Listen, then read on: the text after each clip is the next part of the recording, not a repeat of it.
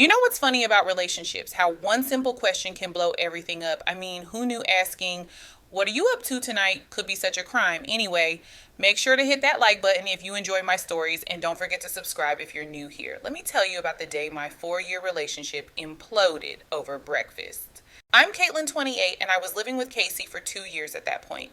He's 33, works some government job that pays well enough for us to have this nice apartment downtown. The morning everything changed, he was making his usual elaborate breakfast. Because that's what Casey does, he overcomplicates everything. Scrambled eggs, fresh fruit, the whole production. And then he asked that loaded question. "What are you up to tonight?" I snapped, like completely lost it.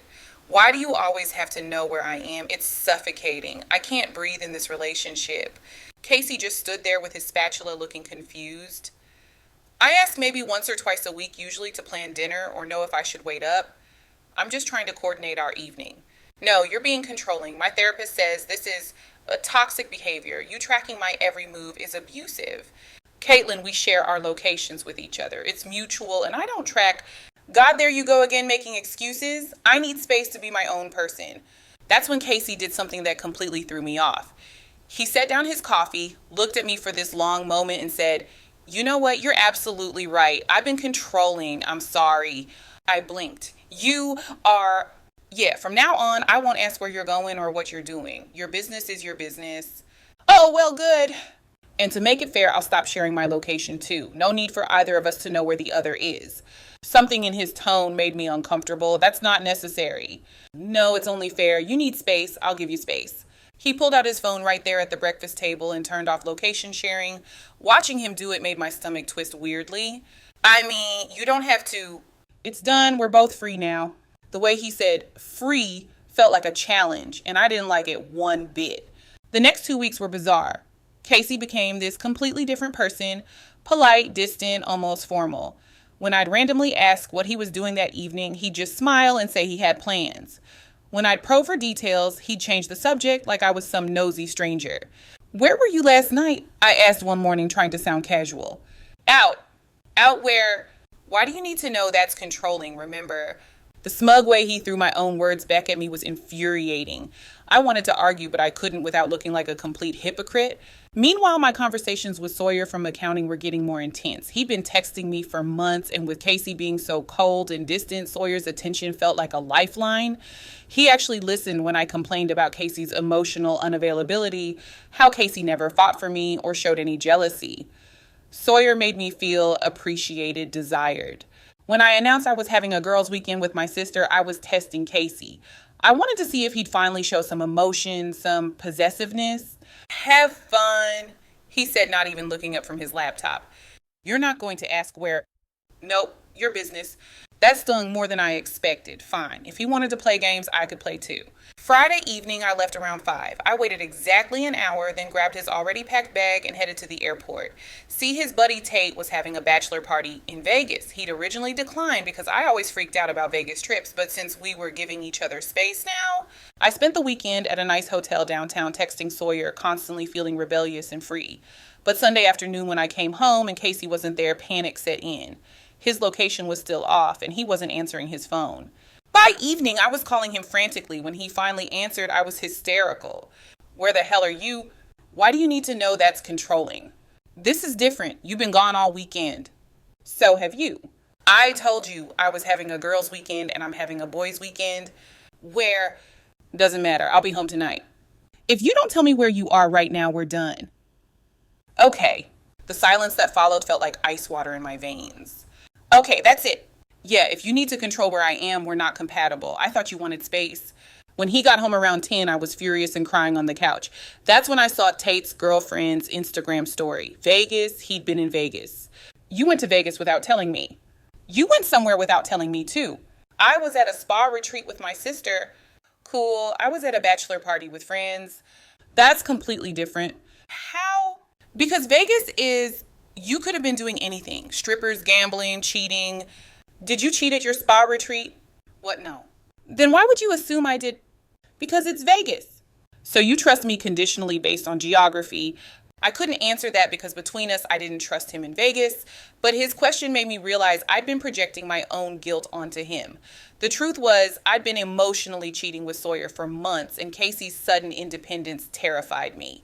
Monday morning, I tried a different approach. I made his favorite breakfast, was super affectionate, kept calling him baby. So we're good now, right? We can share locations again. Why would we do that? You said it was controlling. I overreacted. It's actually nice knowing where each other is for safety. But you felt suffocated. You're not suffocating me. I was being dramatic. You said your therapist called it toxic. I went quiet. Maybe I misunderstood what she said. Or maybe there is no therapist. My stomach dropped. What's that supposed to mean? When's your next appointment? That's private. Later that day, Josie called me furious. What did you do to Casey? He's acting like he doesn't even care about you anymore. I just wanted some space. Well, you got it, maybe too much of it. Tuesday, my parents got involved. My dad called Casey directly demanding he stop playing games with his daughter. Casey's response was apparently so calm and reasonable that my dad came back angrier than before.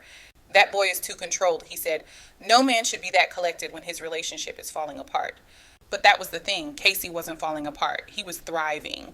Meanwhile, I was spiraling, checking his social media, obsessively driving by his work, basically becoming everything I'd accused him of being. Wednesday night, I came home late from drinks with Sawyer. I'd been testing the water, seeing how far I could push things. Casey was on the couch reading. Fun night, he asked, not looking up. Yeah, just drinks with coworkers. Cool. I was expecting an interrogation. When I didn't get one, it killed me. Don't you want to know who was there? Nope.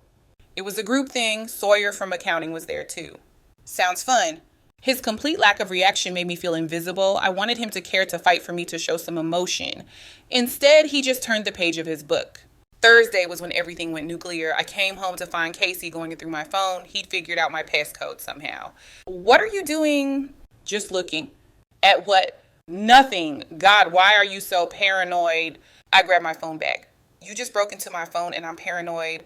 I wasn't breaking in. Couples share phones. Since when? Since always, unless you have something to hide. That's when he pulled up my Instagram. Sawyer had tagged me in a story from 2 weeks ago at some club dancing very close. The weekend I told Casey I was too tired to go out. Explain this. My face burned. You're stalking my social media now. It's public. Your friend tagged you. We were just dancing as friends in a relationship. You tell your partner when you're going clubbing with other men. You're being controlling again. No, I'm pointing out your double standard. You can't handle me going to Vegas with the boys, but you're grinding on Sawyer at a club. That's different. But I couldn't explain how, and we both knew it. I grabbed my keys and stormed out, ending up at Sawyer's place. We talked for hours about how Casey didn't appreciate me, how he was emotionally manipulative, how I deserved better. When I came back 2 hours later, slightly drunk, Casey was still on the couch. You know what your problem is? I slurred. You don't fight for me. You don't care enough to be jealous. You're drunk. Go to bed. Sawyer would be jealous. Sawyer would care. Then date Sawyer. Maybe I will. He appreciates me. Okay. We've been texting for months. He actually cares about my feelings. Good for Sawyer. I could have slept with him tonight, but I didn't. Congratulations on basic loyalty. You're such an ass. I'm done. We're over. Okay. I'll start looking for a new place tomorrow. That sobered me up real quick. What? No, this is just a fight. You just dumped me. I accept. I didn't mean it. You meant it enough to say it. You can't just leave. Watch me. The next morning, he was already scheduling apartment viewings. I panicked, texting him from work constantly. When I told Sawyer we'd broken up, he immediately asked me out, but suddenly his intensity felt suffocating instead of flattering. Friday night, I brought Sawyer home to make Casey jealous to force some kind of reaction. Instead, Casey calmly explained that the lease was in his name, he paid all the rent, and I'd been living there rent-free for over a year. Sawyer's face when he learned I wasn't financially independent was mortifying. You live here for free? It's not like that. We're partners. We share everything. We shared everything when you needed it, Casey corrected. But when I needed to know if you were at a club with Sawyer that was controlling, we literally had dinner together that night, Casey added helpfully. She told me she loved me before leaving. Sawyer stared at me. You said you've been broken up for weeks. It's complicated. I need to go. Sawyer headed for the door. Sawyer, wait. But he was done. He thought he was about to be promoted from side piece to main guy, and finding out I'd been lying about everything killed whatever feelings he had. Saturday morning, Casey got a call about an apartment while he was on the phone saying, yes, I was on mine with my dad begging for help. Daddy, I need help. He's abandoning me. An hour later, my parents showed up like they owned the place. My dad tried to intimidate Casey, financially offering to pay him to let me keep the apartment. It's not about money, Casey said. I need a place to live. She can't afford this apartment. We'll pay her rent. Then get her a different apartment. This lease ends in 3 months anyway.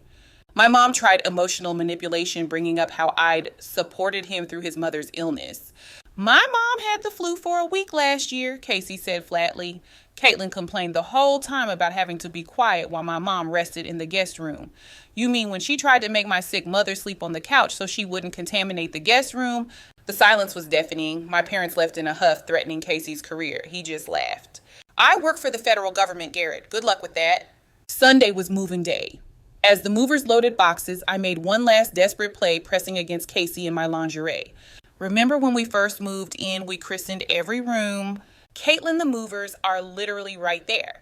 We could try again, work things out, forget all this nonsense. Or the nonsense where you emotionally cheated with Sawyer for months. It wasn't cheating. We just talked about how much you wanted to be with him instead of me. I was confused, and now I choose you. Because Sawyer ran away when he found out you lied to him. As the last box left, I played my final card. I'm pregnant. Casey stopped, turned around. No, you're not. How would you know?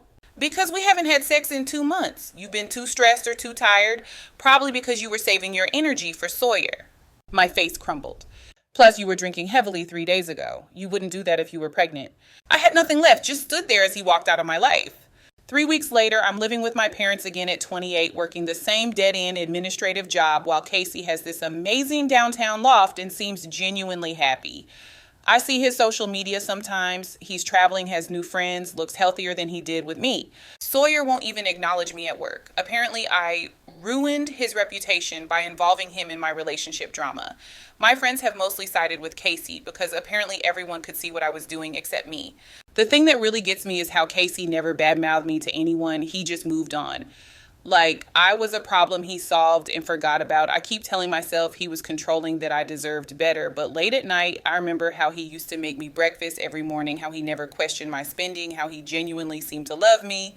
Look, maybe I made some mistakes. Maybe I shouldn't have been texting Sawyer so much or dancing with him at that club. Maybe I should have been more grateful for everything Casey provided. But he pushed me to it with his constant hovering, his need to know everything about my life. A real man would have fought for me instead of just giving up the moment things got difficult. Now I have all the space I claim to need, and it's the loneliest place I've ever been. Casey got exactly what he wanted. Freedom from my controlling questions, peace and quiet, no drama. Meanwhile, I'm stuck explaining to my parents why their 28-year-old daughter is back in her childhood bedroom scrolling through job listings for apartments I can't afford. But hey, at least I'm not suffocated anymore, right?